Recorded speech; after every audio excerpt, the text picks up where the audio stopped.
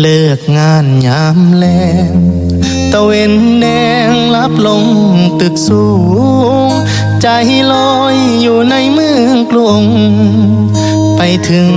ทิวทุ่งท้องนาคิดฮอดแม่พ่อสำบายบ่น้อยามลูกจากมาฝาเฮือนแอมตองมุงหญ้าหลับตายังจำฝังใจมาอยู่เมืองไกลบ่อุ่นใจคืออยู่บ้านเฮาหาปลาหน้าหวานเกี่ยวข้าวพ้องขึ้นเหล้า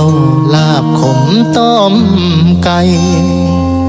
หนาวหมอกจางจางไอ้ดินกลิ่นฝังยังข้างในใจ